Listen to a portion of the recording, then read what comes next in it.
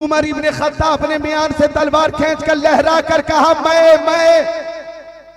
मैं इस मुहिम को सर करूंगा, न रहेगा बांस न बजेगी बांसुरी।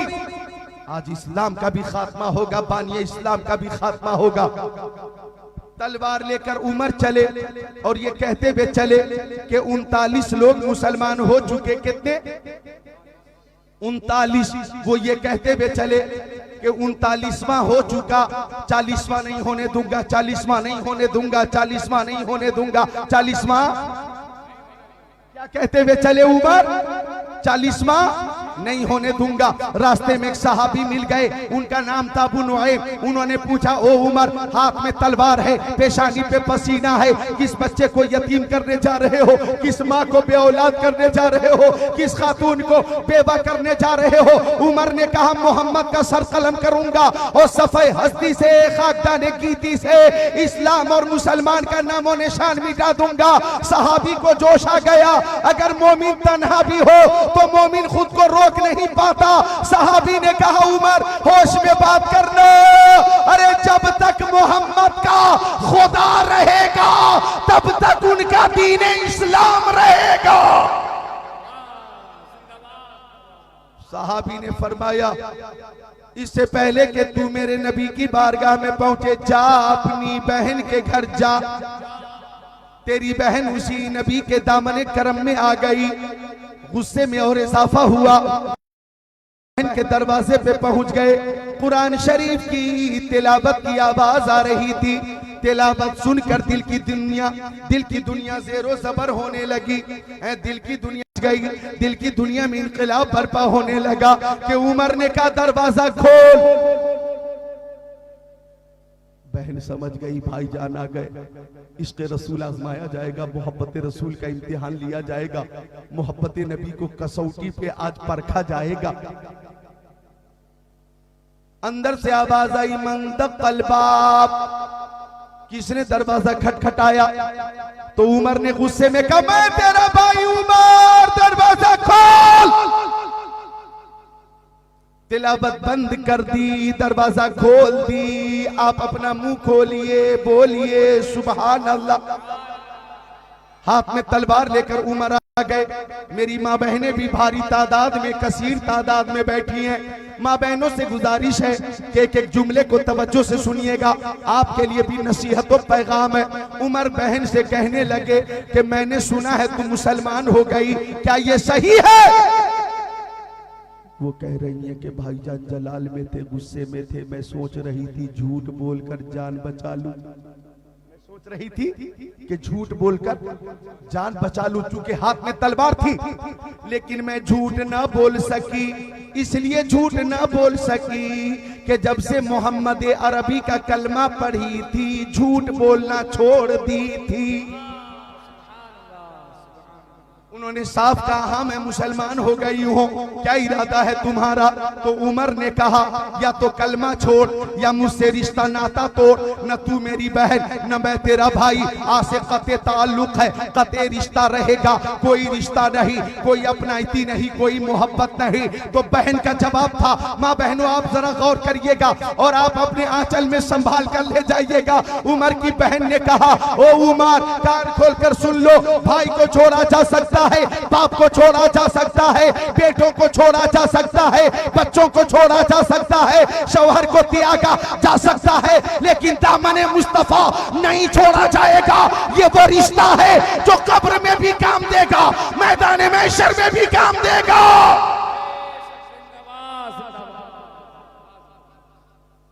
अब तो उमर को बहुत गुस्सा आया, उमर को बहुत गुस्सा आया। बहुत मारा, बहुत मारा, बहुत मारा, इतना मारा, इतना मारा कि खून के फव्वारे निकलने लगे। काफी देर के बाद होश आया। उमर ने पूछा, क्या बोलती है तू? तो कह रही है, ला इलाहा, मिलकर पढ़िए, ला इलाहा इल्लल्लाहु मुहम्मदुर रसूलुल्लाह। उमर ने फिर मारा, इतना मारा कि बदन लहूलुहान हो गया।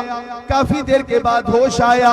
उमर ने पूछा, क्या इरादा है? कहने लगी ला इलाहा इल्लल्लाहु मुहम्मदुर रसूलुल्लाह। अब उमर ने तीसरी बार मारा और जब बेहोश हो गई, काफी देर के बाद होश आया तो उमर ने पूछा, आखिरी बार पूछता हूँ बता क्या इरादा है, जान ले लूंगा। कहने लगी जान तो दे दूंगी, ईमान नहीं दूंगी। कहने लगी जी भर के मुझको तख्ते मशक़े सितम बना, जी भर के, चूंकि ये उड़ीसा की सरजमीन है, अच्छे अशार आप सुनते भी हैं, समझते भी हैं, उस पे सराहते भी हैं। आपका इम्तिहान है इस शेर में, थोड़ी आवाज बढ़ा दे कि जी भर के मुझको तख्ते मशक़े सितम बना। बहन कह रही है कि जी भर के मुझको तख्ते मशक़े सितम बना, जी भर के मुझको तख्ते मशक़े सितम बना। तू मेरी कोई फिक्र न कर, मैं नशे में हूँ। वो कहने लगी कि तू हो के तुरशिरू मुझे ईज़ा हजार दे, तू हो के तुरशिरू मुझे ईज़ा हजार दे। ये वो नशा नहीं जिसे तुरशी उतार दे। अब उमर घबरा गए कि आखिर मोहम्मद अरबी के कलमे तैयबा में वो कौन सी ताकत है, कौन सी तासीर है, कौन सी कुव्वत है कि जो भी मुसलमान होता है वो जान तो दे देता है, ईमान नहीं देता। वो कहने लगे मेरी प्यारी बहन जरा कुरान की तिलावत तो कर, जो तू कर रही थी, गुस्ल किया, सूरह तहा की तिलावत हुई, दिल की दुनिया मुनव्वर मुजल्ला मुज़क्का मुसफ़्फ़ा हुई। उमर की आंखें के बाहर है। उमर ने कहा मेरी बहन मुझे भी मुस्तफा की बारगाह में लेकर चलो, मुझे भी मुख्तार कायनात की बारगाह में लेकर चलो। उमर चले।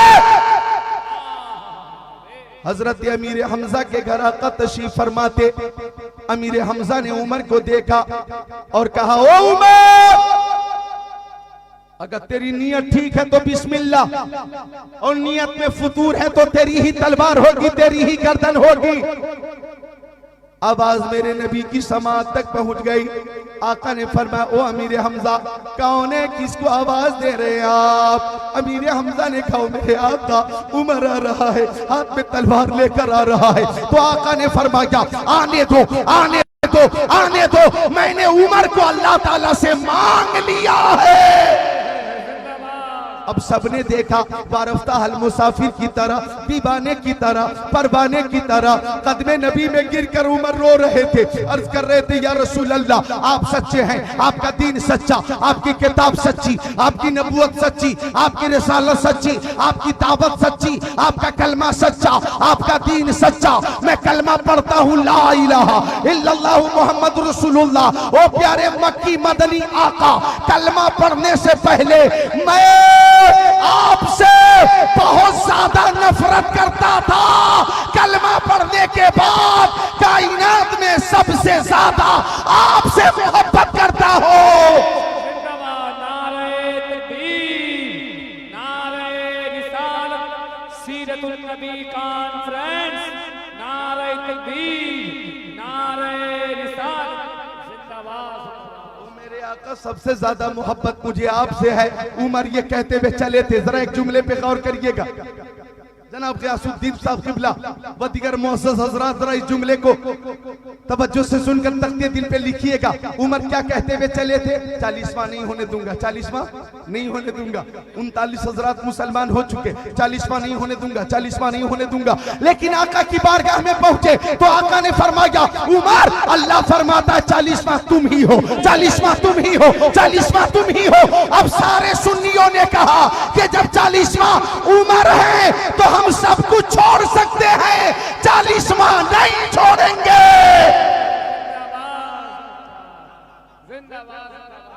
नबी आज़म ने इस जहां में पयामे मौला सुना के छोड़ा, जो झुक रहे थे बुतों के आगे, खुदा के आगे झुका के छोड़ा। उमर थे गुस्से में चूर इतने, चले थे आका को कत्ल करने, निगाहे लुत्फ़ो करम उठी तो उन्हें भी कलमा पढ़ा के छोड़ा।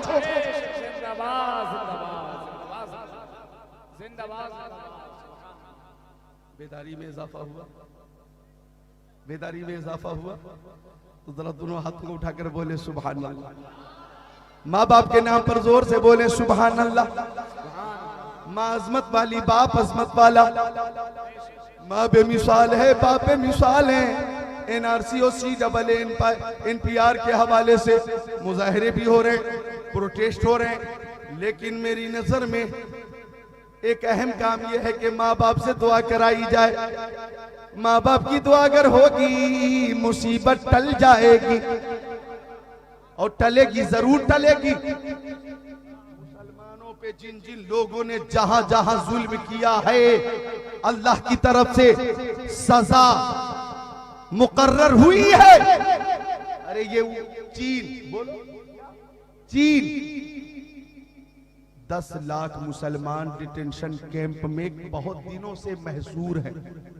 उनकी जिंदगी जेल से भी बदतर है। मुसलमानों पे चीन ने बहुत जुल्म किया। औरतों पर नकाब की पाबंदी लगाई, नकाब नहीं पहन सकती, चीन ने पाबंदी लगाई। दाढ़ी शरीफ पे पाबंदी लगाई। लेकिन वहां इस वक्त एक बीमारी फैली है, उसका नाम है कोरोना वायरस। क्या नाम है? Corona virus. वो बीमारी फैल गई है चीन में, और जिसे वो लग जाती है वो फिर जिंदा नहीं बचता, दुनिया से उठ जाता है। अब कोरोना वायरस से बचने के लिए पूरा चीन परेशान है, और जिस इलाके में ये बीमारी आम हो चुकी है, उस इलाके के लोग वायरस से बचने के लिए सर से लेकर पैर तक नकाब पहनकर घरों में बंद हैं।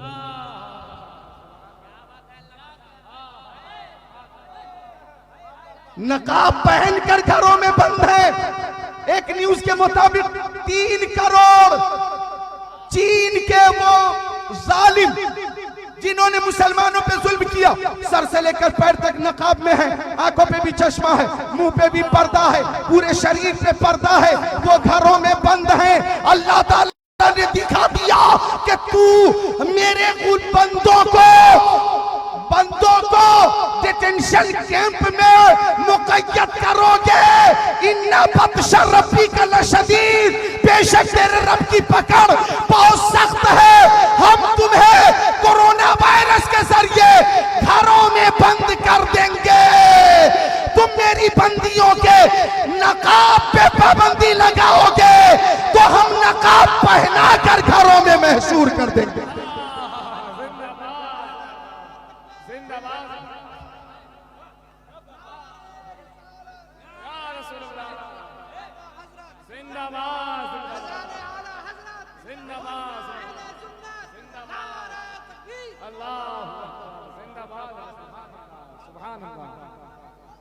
तो हमारी माँ बहनें नकाब पहनती हैं मसरूर होके, और इस वक्त वो पहन रहे हैं मजबूर होके। 50,000 लोग मर चुके हैं, 50,000 लोग मर चुके हैं। मुझे एक न्यूज मिली, अब सोशल मीडिया की न्यूज है, ये कहां तक सही है मैं इसकी तहकीक तो न कर सका, लेकिन एक न्यूज ये भी वायरल हुई थी कि वहां के चीन के राष्ट्रपति को अब इस बात का एहसास हुआ कि डिटेंशन कैंप में, डिटेंशन सेंटर में तकरीबन 10 लाख मुसलमान हैं, उन पे बहुत जुल्म हो चुका। तो उसने फैसला किया कि अब जुल्म नहीं होना चाहिए, और इस बीमारी से अगर बचना है तो उन्हीं मुसलमानों से दुआ कराई जाए। सुभान अल्लाह, सुभान अल्लाह। और हमारे पास इलाज है। मेरे नबी फरमाते जब इस तरह की बीमारी आम हो जाए, जिससे आम तौर पे मौत होने लगे, तो ये दुआ कसरत से पढ़ो, अल्लाहुम्मा आफीनी फी बदनी, अल्लाहुम्मा आफीनी फी समई, अल्लाहुम्मा आफीनी फी बशरी, ला इलाहा इल्ला अंता। ये दुआ है। आका फरमाते हैं हर रोज कसरत से पढ़ो। तो मैं आपसे कहूंगा, मेरी आवाज महफूज हो गई है, हर रोज 3 बार आप पढ़िए, 7 बार पढ़िए, 11 बार पढ़िए। अल्लाहुम्मा आफीनी फी बदनी, अल्लाहुम्मा आफीनी फी समई, अल्लाहुम्मा आफीनी फी बशरी, ला इलाहा इल्ला अंता। ये है दुआ, हदीस पाक के मुताबिक है, कौले मोहम्मद कौले खुदा। फरमान न बदला जाएगा, बदलेगा ज़माना लाख मगर कुरान न बदला जाएगा।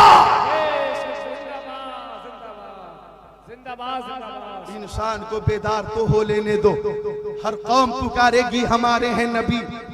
तो ये CAA हो के NRC हो, हम इससे डरते नहीं हैं। हम तो वो हैं कि हम बचपन से ही वाक़याते करबला सुनते आए हैं और हमारा तेवर ये है कि शहादत है मकसूद व मतलूब मोमिन, न माले गनीमत न किश्वर कुशाई। कल ही मैंने किशनगंज बिहार के एक बहुत बड़े मुजाहरे में ये कहा था कि इज्जत से जिए तो जी लेंगे वरना जामे शहादत पी लेंगे।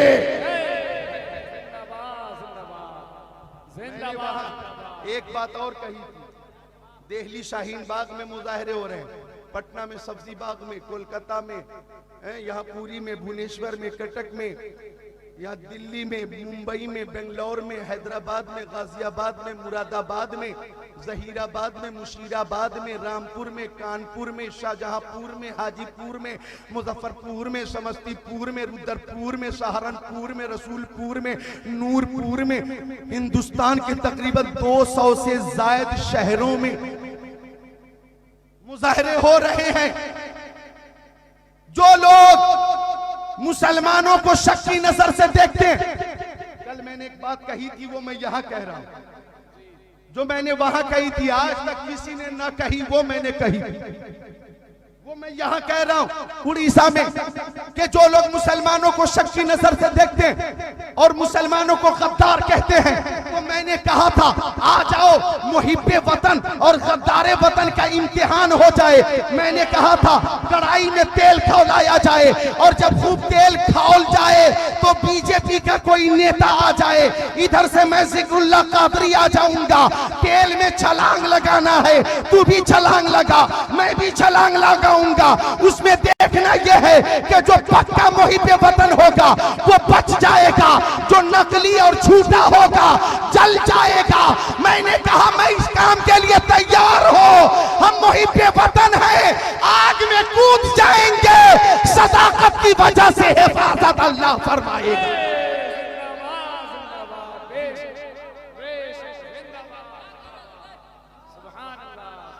अब ऐसे काम नहीं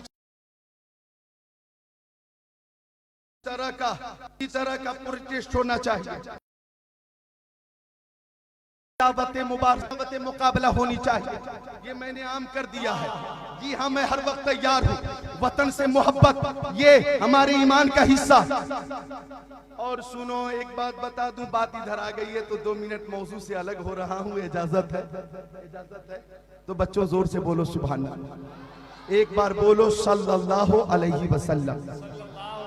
वतन से मोहब्बत की बात है तो मेरे नबी ने फरमाया, जाने आलमीन ने फरमाया, मुरादुल मुश्ताकीन ने फरमाया, अनीसुल गरीबीन ने फरमाया, सिराजुल सालिकीन ने फरमाया, शम्सुल आरिफीन ने फरमाया, शफीउल मुज़निबीन ने फरमाया, रहमतुल लिल आलमीन ने फरमाया, खातिमुन नबिय्यीन ने फरमाया, इमामुल अव्वलीन वल आखिरीन ने फरमाया।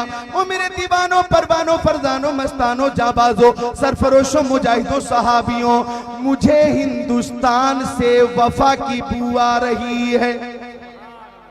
मेरे नबी ने 1400 साल पहले मदीना शरीफ में तशरीफ फरमा होकर फरमाया था कि मुझे हिंदुस्तान से वफा की बू आ रही है, वफा की बू आ रही है। ओ उड़ीसा वालों, वफा एक जामे लफ्ज है, अखलाक इसी वफा में है, दियानतदारी इसी वफा में है, मोहब्बत इसी वफा में है, अखुवत इसी वफा में है, प्यार इसी वफा में है, इंकिसारी इसी वफा में है, तवाज़ो इसी वफा में है, मुहिब्बे वतन होना इसी वफा का तकाजा है। मुझे कह लेने दिया जाए यही वो वफा है और जिसका ये तकाजा है कि 1857 में अल्लामा फजले हक खैराबादी ने अंग्रेजों के खिलाफ फतवा जिहाद दिया था और फरमाया था हिंदुस्तान की हिफाजत के लिए अंग्रेजों से जिहाद करना फर्ज है, जिहाद करना फर्ज है। अल्लामा सैयद किफायत अली काफी मुरादाबादी ने जब जिहाद का फतवा दिया था और उस पे अमल किया था तो अंग्रेजों ने सूली पे चढ़ा दिया था, तख्तेदार पे मुस्कुराते हुए अल्लामा काफी चढ़ गए और लास्ट वक्त में यही कहा, कोई गुल बाकी रहेगा ना चमन रह जाएगा, पर रसूलुल्लाह का दीने हसन रह जाएगा। अतसो कम ख्वाब के पोशाक पे नादा न हो, इस तने पहचान पे खाली कफन रह जाएगा। सब फना हो जाएंगे काफी वो, लेकिन हश्र तक नाते हजरत का ज़बानों पर सुखन रह जाएगा।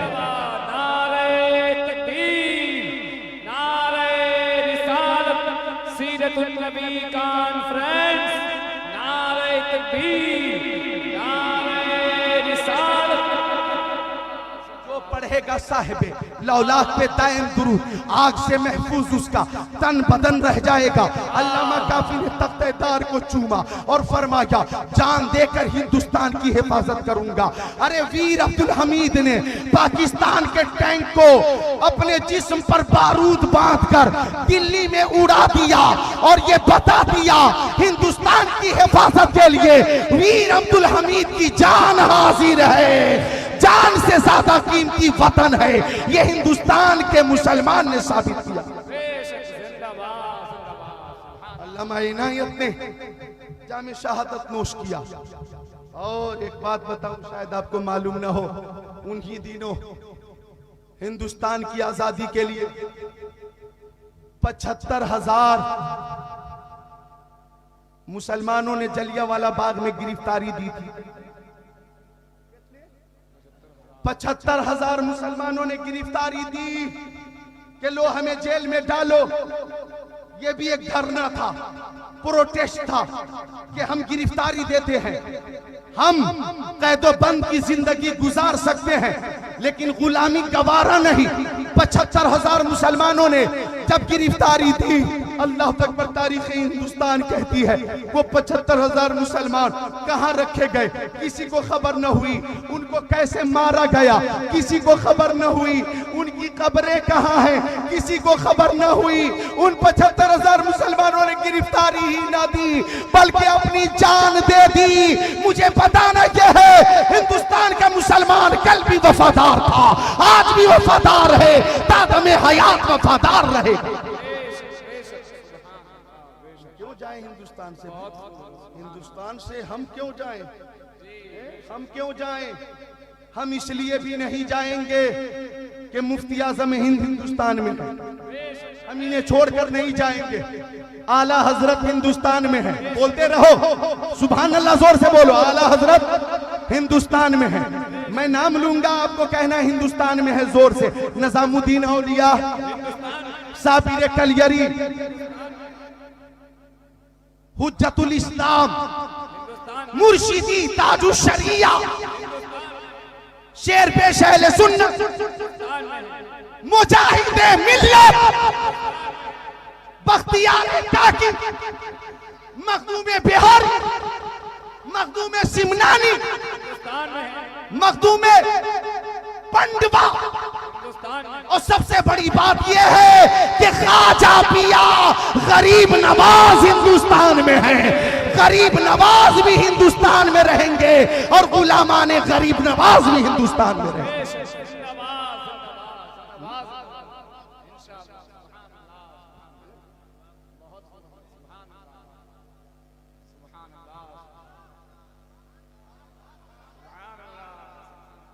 गुलसिता को लहू की जरूरत पड़ी, सबसे पहले ही गर्दन हमारी कटी, फिर भी कहते हैं मुझसे ये अहले चमन, ये चमन है हमारा तुम्हारा नहीं। जालिमों, अपनी किस्मत पे नाजा न हो।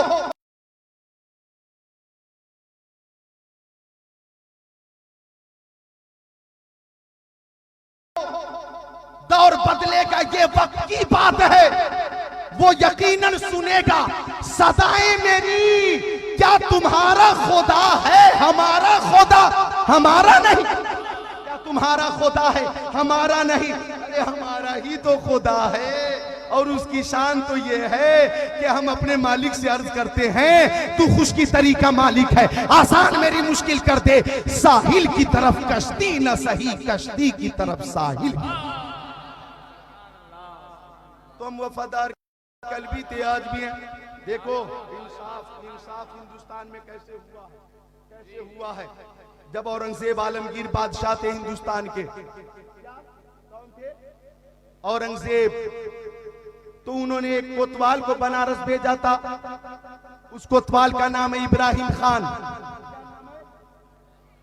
काशी में उसकी ड्यूटी थी कोतवाल की, और वो वक्त था कि कोतवाल बहुत पावरफुल होता था, गवर्नर की तरह उसके पास पावर होता था। इब्राहिम खान को औरंगजेब आलमगीर ने भेजा, लेकिन ये कोतवाल था अय्याश। क्या? जिस लड़की को पसंद कर लेता उसे दुल्हन बनाकर अपने घर बुलवाता, शाबाशी करता, अय्याशी करता। जब उसे खबर मिली कि काशी में पंडित लाला राम की एक बेटी है, उसका नाम शकुंतला है और हुस्नो जमाल की वो पैकर है, काशी में उसकी तरह कोई खूबसूरत नहीं, बनारस में कोई उसकी मिसाल नहीं, वो इतनी खूबसूरत है कि मथुरा से शादी के रिश्ते आ रहे हैं, अयोध्या से रिश्ते आ रहे हैं, देवघर से रिश्ते आ रहे हैं, हरिद्वार से रिश्ते आ रहे हैं, बनारस के अलग अलग बस्तियों से, कस्बों से रिश्ते आ रहे हैं। तो इब्राहिम खान ने कहा कि बुलाओ पंडित लाला राम को। आ गया पंडित लाला राम। तो कोतवाल बोला, मुंह खोला कि अपनी बेटी को दुल्हन बनाकर मेरे घर पहुंचा देना, वरना अपने सिपाहियों से उठवा लूंगा। अगर जुल्म मुसलमान करे तो उसका भी जिक्र होना चाहिए। हम गुलामाने मुस्तफा हैं। शरीयत के खिलाफ कोई भी हरकत हो, कैसी भी हरकत हो, जरूर उसका जिक्र होगा। इब्राहिम खान ने पंडित लाला राम को धमकी दी। वो बेचारा परेशान हो गया, उसका खून सूख गया, न खाता था न पीता था। बेटी शकुंतला बोली, पिताजी आप परेशान क्यों? बीवी बोली, हमारे पति आप परेशान क्यों हैं? पूरी बात बताई कि कोतवाल ने हुक्म दिया है कि शकुंतला को दुल्हन बनाकर मैं इसके हवाले कर दूं। 2 दिन बाकी हैं, 6 दिन गुजर चुके हैं। अपने सिपाहियों को भेजकर मेरी बेटी को उठवा लेगा। इससे पहले कि ये मेरी बेटी को उठाए, हम तीनों चलते हैं गंगा में, आत्महत्या कर लेंगे, डूब कर जान दे देंगे। लेकिन शकुंतला बोली, परेशान होने की जरूरत नहीं, जाइए कोतवाल से बोलिए बेटी को रुखसत करनी है, मुझे 1 महीने का वक्त चाहिए ताकि कुछ इंतजाम करने का मौका मिल जाए। गया पंडित लाला राम, कोतवाल के सामने अपनी मजबूरी रखी। 1 महीने का वक्त बढ़ा दिया गया, वक्त में तौसी कर दी गई। अब ये लौट कर आया। शकुंतला बोली, मेरे लिए एक लिबास लेकर आइए जो शहजादे पहनते हैं। शहजादे का एक लिबास लाया गया। पहनकर अपने घोड़े पे बैठकर बनारस से दिल्ली के लिए निकल गई। शहजादे के लिबास में शकुंतला चली। बाप पूछता रहा, कहां जा रही हो? मां पूछती रही, कहां जा रही हो? कोई जवाब न दिया। बोली, मैं अपने वक्त पे आ जाऊंगी, आप परेशान मत होइएगा। कई दिनों का सफर करके जब दिल्ली पहुंची शकुंतला, तो जुमा का दिन था। नमाज जुमा की तैयारी चल रही थी और बादशाह औरंगजेब जामे मस्जिद में नमाज जुमा के लिए आ चुके थे। जब नमाज जुमा हो गई, ऐलान हुआ, खबरदार, होशियार, औरंगजेब आलमगीर अब गेट से, दरवाजे से, जीनों से होते हुए बाहर आ रहे हैं। फरियादी अपनी अपनी फरियाद रखें। जब जीने पर आए, लोगों ने अपनी अपनी फरियाद रखी। कातिब ने कलमबंद किया। आखिरी जीने पे पहुंचे, सामने एक शहजादा था।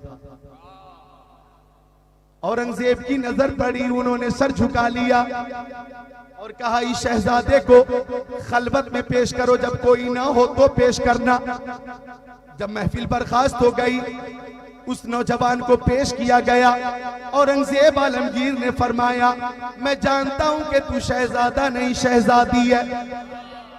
मेरी निगाहों से तू पोशीदा नहीं है। बेटी बता, तू कौन है, कहां से आई है? पूरी बात बताई। वो भारत के स्वामी राजा बादशाह औरंगजेब आपने जिस कोतवाल को बनारस में भेजा है वो तो जुल्म बर्बरियत ऐशो इशरत का नंगा नाच नाच रहा है।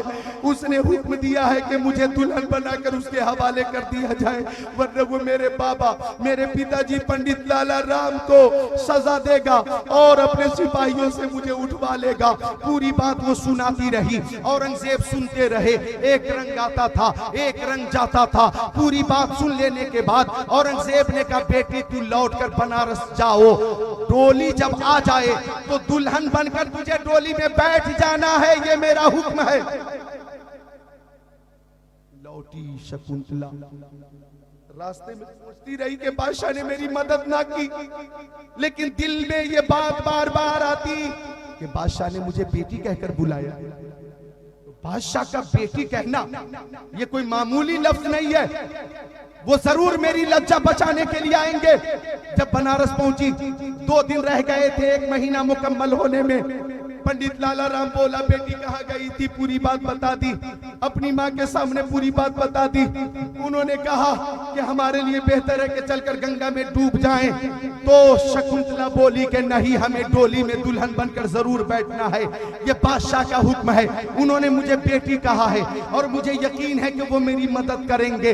जब डोली आई, सज कर बैठ गई, डोली उठी, इब्राहिम कोतवाल के दरवाजे पर पहुंची तो इब्राहिम कोतवाल खुशी के मारे दोनों हाथों से पैसे लुटा रहा था, दोनों हाथों से पैसे लुटा रहा था। उसी बीच एक फकीर फटे पुराने लिबास में सामने आ गया और फकीर ने कहा, कोतवाल मुझे भी कुछ दीजिए। उसने कहा, जमीन पर इतने पैसे पड़े हैं, उठा लोगे तो दामन भर जाएगा। फकीर ने कहा, नहीं नहीं, मुझे आपकी जेब खास से कुछ चाहिए। कोतवाल ने जेब में हाथ डाला, फकीर ने फटा पुराना कपड़ा हटाया। सामने औरंगजेब बादशाह खड़े थे, औरंगजेब बादशाह खड़े थे। औरंगजेब ने फरमाया, जालिम, मैंने तुझे बनारस का कोतवाल इसीलिए बनाया था कि मेरी रियाया पे तू जुल्म करे। अरे जालिम, तू अय्याशी कर रहा है, तू इस्लाम को बदनाम कर रहा है, मुसलमान को बदनाम कर रहा है, शरीयत का खून कर रहा है। एक जुमला मैं पेश करूंगा, इस जुमले को तख्ते दिल पे लिख लिया जाए और सबको बता दिया जाए। औरंगजेब ने कहा था, मेरी बादशाहत में जितनी कौमें रहती हैं, चाहे वो किसी धर्म की कौम हो, उन सब की हिफाजत करना मेरा सबसे बड़ा फरीजा है, मेरा सबसे बड़ा फरीजा है। औरंगजेब ने कहा, तुझे इस जुल्म और जुर्म की सजा मिलेगी। 2 हाथी लाया गया, एक हाथी की टांग में इधर रस्सी बांधा गया, दूसरे हाथी की टांग में इधर रस्सी बांधा गया और दोनों रस्सी कोतवाल की टांग में बांधा गया और दोनों हाथी को मुखालिफ समत में चलाया गया और बीच से चीर दिया गया इब्राहिम खान कोतवाल को। औरंगजेब आलमगीर ने कहा कि मेरी रियाया पे जो भी जुल्म करेगा उसका अंजाम यही होगा जो कोतवाल का हुआ है।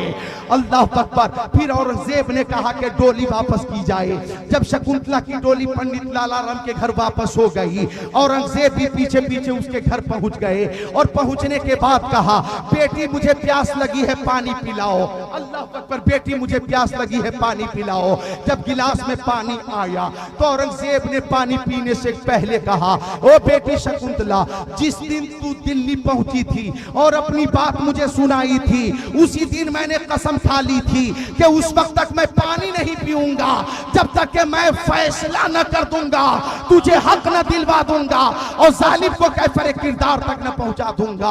आज मैं पानी पी रहा हूं।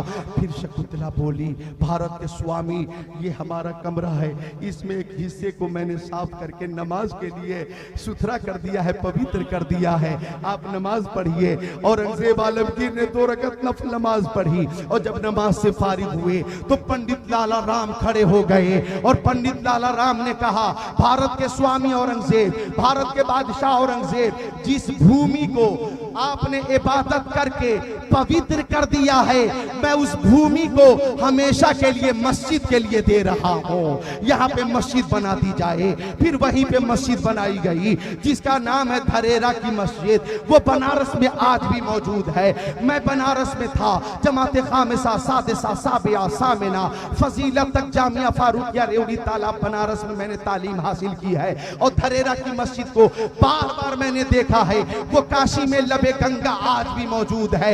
उस वक्त एक तख्ती लगा दी गई थी और उसमें शकुंतला का भी नाम लिखा गया था, पंडित लाला राम का भी नाम लिखा गया था, औरंगजेब आलमगीर का भी नाम लिखा गया था। मुझे इस वक्त बताना यह है कि एक गैर मुस्लिम बेटी दिल्ली पहुंची मदद के लिए तो बादशाह मदद के लिए बनारस आ गया था। आज करोड़ों बेटियां, करोड़ों माएं बहनें रोड पर हैं, हक का मुतालबा कर रही हैं, इंसाफ का मुतालबा कर रही हैं। ये मर्द, नौजवान, बच्चे बच्चियां, अवामो खवास सब इंसाफ का मुतालबा कर रहे हैं। लेकिन ऐसा लगता है कि हुकूमत गूंगी भी है, बहरी भी है, अंधी भी है।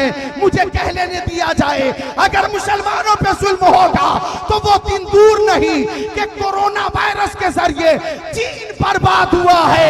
मैं तो दुआ करता हूं मौला तू हमारे मुल्क की हिफाजत फरमा, दिन दुनी रात चौगुरी हिंदुस्तान को तरक्की अता।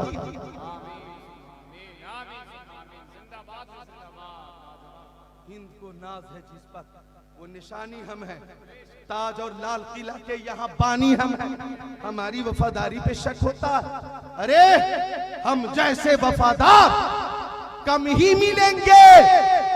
जमीन खोद कर देखो, हम ही मिलेंगे। हम जैसे वफादार कम ही मिलेंगे, जमीन खोद कर देखो, हम ही मिलेंगे। हिंदुस्तान जिंदाबाद का नारा लगाइए, हाथों उठाकर बोलिए हिंदुस्तान, हिंदुस्तान, हिंदुस्तान का संविधान और हिंदुस्तान के सारे इंसान। वफादारी हमारी घुट्टी में पिलाई गई है, सारे जहां से अच्छा हिंदुस्तान हमारा। हम बुलबुलें हैं इसकी, ये गुलसिता हमारा। मजहब नहीं सिखाता आपस में बैर रखना, हिंदी हैं हम, वतन है हिंदुस्तान हमारा। तो इतनी बात हो गई, बस ये दुआ करो कि अल्लाह ताला हमें जालिम हुकूमत से निजात अता फरमाए। और ये जो बिल है जो पास हो चुका है, CAA citizen amendment act, NRC और NPR, अल्लाह ताला हमें इससे नजात अता फरमाए। इंशाअल्लाह नजात मिलेगी, राहत मिलेगी, नुसरत आएगी। ला तक़नतु मिन रहमतिल्लाह। शर्त यह है कि आप नमाजों की पाबंदी करें, आपस में इत्तेहादो इत्तेफाक को रिवाज दें, इस्लामी तशख़्ख़ुस को बहाल करें। अल्लाह ताला तौफीक अता फरमाए। अब आइए एक बार बाकायदा दुरूद शरीफ पेश कीजिए तो मैं हदीस शरीफ सुनाता हूँ। अल्लाहुम्मा सल्ली अला सय्यदना मुहम्मद व हबीबना मुहम्मद व आलिहि सल्लल्लाहु अलैहि वसल्लम या रसूलल्लाह या हबीबल्लाह। को भी दे दे। एक शेर पेश करता हूँ मैं, जरा समाअत फरमा लें, इरशाद तवज्जो करें। हालात के तनाजुर में एक शेर है और ये शेर बरेली शरीफ में 6 बार सुना गया। जब मैंने पढ़ा था तो सामईन ने बार बार फरमाइश की और एक शेर ऐसा आएगा जो 6 बार सुना गया था। बताइए, मैं तो तकरीर करता हूँ लेकिन मुझसे भी बार बार 1 बार 2 बार 3 बार नहीं, 4 बार नहीं, 5 बार नहीं, 6 बार सुना गया था। तो यहाँ मैं एक ही बार सुनाऊंगा, टाइम कम है और काम ज्यादा है। मोहब्बत से बोले सुभान अल्लाह। कि मुझको तन्हाई में सरकार बहुत याद आए, मुझको तन्हाई में सरकार बहुत याद आए, गम के मारों के वो गम खार बहुत याद आए। आज है आपकी उम्मत पे वही संग जनी, आज है आपकी उम्मत पे वही संग जनी, फिर से ताइफ के वो बाजार बहुत याद आए,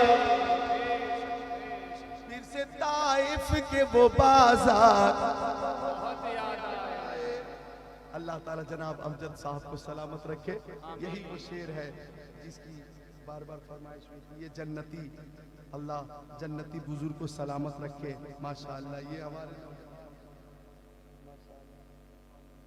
अल्लाह रियाज भाई सलामत रखे, जिंदाबाद। कि आज है आपकी उम्मत पे वही संग जनी, आज है आपकी उम्मत पे वही संग जनी, मुझे ताइफ के वो बाजार बहुत याद आए। हर आशिक के लिए ये शेर है कि आँख ने गुस्ल किया दिल को धड़कना आया, आँख ने गुस्ल किया दिल को धड़कना आया, जब मुझे सैयद अबरार बहुत याद आए, जब मुझे सैयद अबरार बहुत याद आए। तज़किरा जब भी हुआ अहले वफा का आरिफ, तज़किरा जब भी हुआ अहले वफा का आरिफ, यूं तो अरबों है मगर चार बहुत याद आए, यूं तो अरबों है मगर चार बहुत याद आए, यूं तो अरबों है मगर चार बहुत याद आए। मुझको तन्हाई में सरकार बहुत याद आए, गम के मारों के वो गम खार बहुत याद आए। या रसूल अल्लाह उन्जुर हालना, या हबीब अल्लाह इस्मा कालना, इन्ननी फी बहर हमिन मुगरदी सही लना इश्कालना। तुझसे फरियाद है गुंबद खजरा वाले, काबे वाले को सताते हैं कलीसा वाले। या रसूल अल्लाह आपकी उम्मत को परेशान किया जा रहा है, या रसूल अल्लाह आपकी उम्मत को जुल्म तशद्दुद का शिकार बनाने की साजिश हो रही है। या रसूल अल्लाह आपके गुलामों को या रसूल अल्लाह सताया जा रहा है, हर तरह से परेशान करने की कोशिश हो रही है। या रसूल अल्लाह मदद फरमाइए, या रसूल अल्लाह उन्जुर हालना, या हबीब अल्लाह इस्मा कालना। मैं ये अरीजा इस्तिगासा बारगाह रिसालत में पेश कर रहा हूँ, तो बारगाह रिसालत से मुझे इशारा मिल रहा है। ओ ज़िक्रुल्लाह कादरी, मेरे मानने वालों को बता दो, मेरे गुलामों को समझा दो कि जब मेरा शहजादा ख्वाजा गरीब नवाज ने अजमेर शरीफ में ऊंटों को बिठा दिया था, तो पूरा अजमेर मिलकर ऊंटों को ना उठा सके। राजा ने कोशिश की, प्रजा ने कोशिश की, मुशीर ने कोशिश की, वजीर ने कोशिश की, सब मिलकर भी ख्वाजा के बिठाए हुए ऊंटों को ना उठा सके। तो 32 या 35 करोड़ यहाँ के मुसलमान ख्वाजा के बसाए हुए हैं। जब तक ख्वाजा का मजार रहेगा, हिंदुस्तान में मुसलमान रहेगा।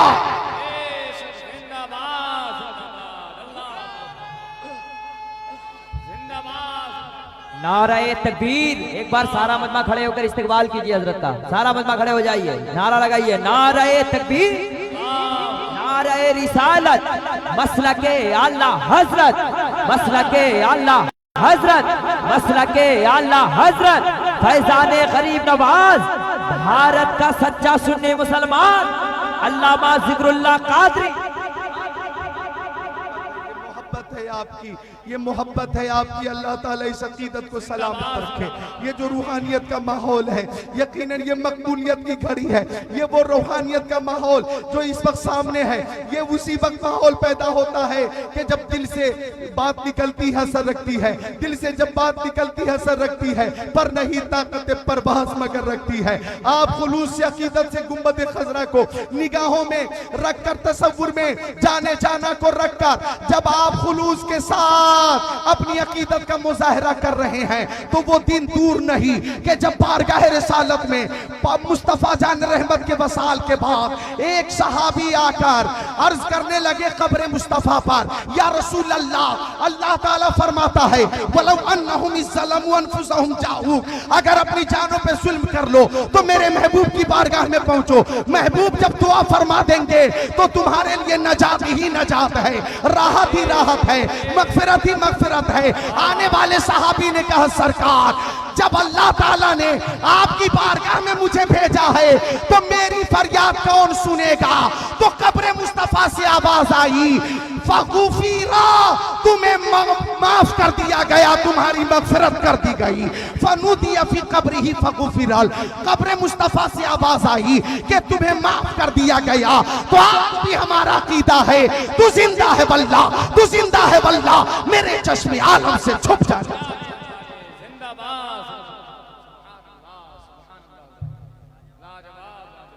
हम कभी भी तीर और तलवार और हथियार पे भरोसा नहीं करते, हम तो रहमते परवरदिगार पे भरोसा करते हैं।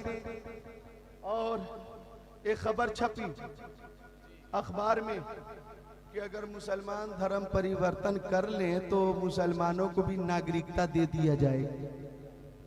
ऐसी ऐसी साजिश हो रही है कि CAA और NRC के जरिए इतना डरा दो कि कमजोर लोग धर्म परिवर्तन कर लें। लेकिन उन्हें मालूम नहीं कि हरी है शाखे तमन्ना भी जली तो नहीं, इश्क की आग है दिल में अभी बुझी तो नहीं, जफा के तेग से गर्दन वफाशियारों की कटी है बरसरे मैदान मगर झुकी तो नहीं। अरे मुल्क रूम के वो 3 भाई, अब जो सुनना, हमारे इस्तिकलाल का इम्तिहान लेना चाहते हो तो ये तो हमारी तारीख है कि मुल्क रूम के वो 3 भाई जो फी सबीलिल्लाह जिहाद करते थे, जब ईसाइयों ने गिरफ्तार कर लिया तो ईसाई बादशाह ने कहा ईसाई बन जाओगे तो दौलत भी मिलेगी, सरबत भी मिलेगी। तो तीनों भाइयों ने कहा मैं दौलत नहीं चाहिए, सरबत नहीं चाहिए, हमारे लिए मोहब्बत रसूल काफी है। तो बादशाह ने एक और ऑफर दिया, इन्नी अजअलु फीकुमुल मुल्क व उज़व्विजुकुम बनाती, मैं दौलत भी दूंगा, सरबत भी दूंगा और अपनी खूबसूरत बेटियों से तुम तीनों भाइयों की शादी भी करवा दूंगा। तो तीनों भाइयों ने कहा हुकूमत नहीं चाहिए, सल्तनत नहीं चाहिए, बादशाह नहीं चाहिए, हुस्ने दुनिया नहीं चाहिए, हमारे लिए हुस्ने मुस्तफा काफी है। दो शेर पेश करता हूं मैं, 2 शेर पेश करता हूं कि जब तसव्वुर में वो आने जाने लगे, हुस्ने मुस्तफा पेश नजर रहे कि जब तसव्वुर में वो आने जाने लगे, सारे मंजर मुझे फिर सुहाने लगे।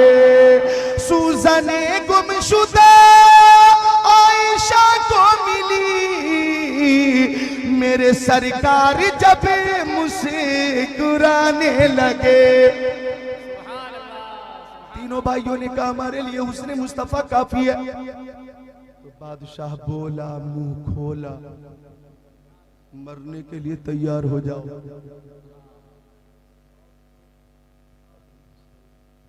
अगर धर्म परिवर्तन नहीं करोगे तो मरने के लिए तैयार हो जाओ। कढ़ाई में तेल खौलाया गया जैतून का और तीनों भाई को लाया गया। तो बादशाह ने कहा इधर मौत है और धर्म परिवर्तन करोगे तो इधर हयात है, फैसला करो क्या कहते हो। तो तीनों ने कहा शहादत मकसूद मतलूब मोमिन, न माले गनीमत न किश्वर कुशाई। बड़े भाई को तेल में डाला गया तो बड़े भाई ने कहा वाह मोहम्मदा, और तेल में छलांग लगा दी।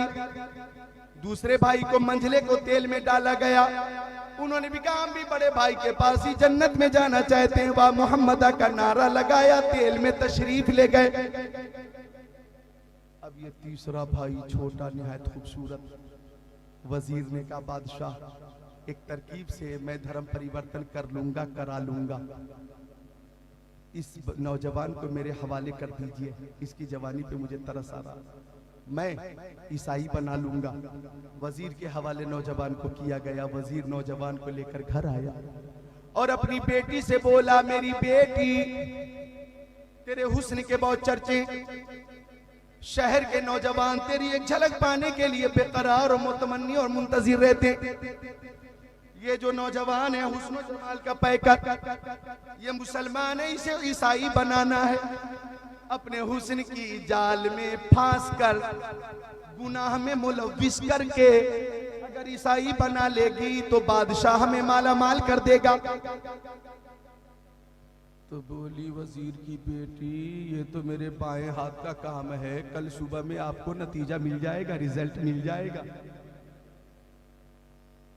सुंगड़ा वालों, उड़ीसा वालों, रात की तनाई थी, सब सो रहे थे। वजीर की बेटी सच कर संवर कर, खुशबू लगाकर, खूब मेकअप करके नौजवान के कमरे में आ गई। ए नौजवानों गौर करना, जब कमरे में आई तो आंखें फटी की फटी रह गईं। वो नौजवान कभी कयाम में था, कभी रुकू में था, कभी सजदा कर रहा था, कभी तस्बीह तहलील में है, मुसलसल जिक्रुल्लाह कर रहा है। दाहिने साइड में आ जाती, नौजवान तवज्जो नहीं करता, बाएं साइड में आ जाती, नौजवान तवज्जो नहीं करता, आगे आ जाती, नौजवान तवज्जो नहीं करता, मुसलसल ला इलाहा इल्लल्लाह, ला इलाहा इल्लल्लाह, ला इलाहा इल्लल्लाह, अल्लाहू अल्लाहू अल्लाहू अल्लाहू अल्लाहू ला इलाहा इल्ला अंत सुब्हानका इन्नी कुन्तु मिनज़ ज़ालिमीन, अंतल हादी अंतल हक लैसल हादी इल्ला हु, अंतल हादी अंतल हक लैसल हादी इल्ला हु। रात भर जिक्रुल्लाह होता रहा।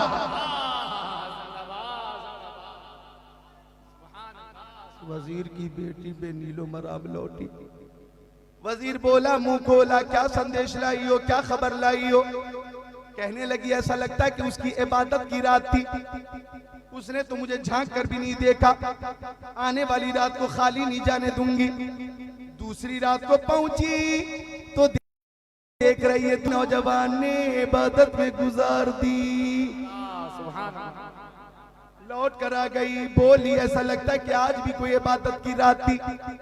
तीसरी रात को पहुंची, नौजवान इबादत में है, कभी रुकू में है, कभी सजदे में है, कभी कयाम में है, मुसलसल जिक्रुल्लाह कर रहा। तीसरी रात गुजरी, चौथी, पांचवी, छठी, सातवीं, आठवीं, नौवीं, 10वीं, 11वीं, 12वीं, 13वीं, 14वीं, 15वीं, 16वीं, 17वीं, 18वीं, 19वीं, 20वीं गुजर गई रात। 21वीं, 22वीं, 23वीं, 24वीं, 25वीं, 26वीं, 27वीं, 28वीं, 29वीं, 30वीं रात गुजर गई। 31वीं, 32वीं, 33वीं, 34वीं रात गुजरी।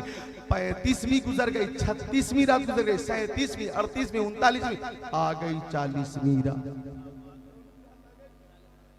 40वीं रात आ गई। अब जब ये लड़की पहुंची तो आज भी नौजवान इबादत में मसरूफ था, इबादत में मशगूल था। तो लड़की आगे आकर बोली, मुंह खोली, ओ नौजवान। गौर करना माँ बहनों, आपके लिए भी पैगाम है और नौजवानों आपके लिए भी पैगाम है।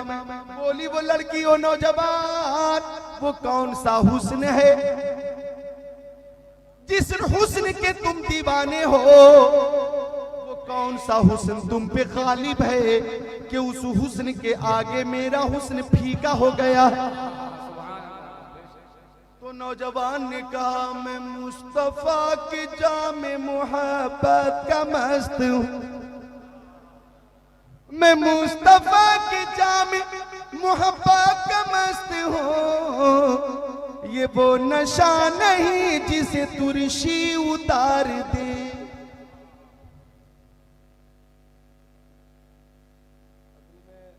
बहुत लंबी नहीं करूंगा मैं भी, 1 घंटा 5 मिनट तकरीर हो चुकी है।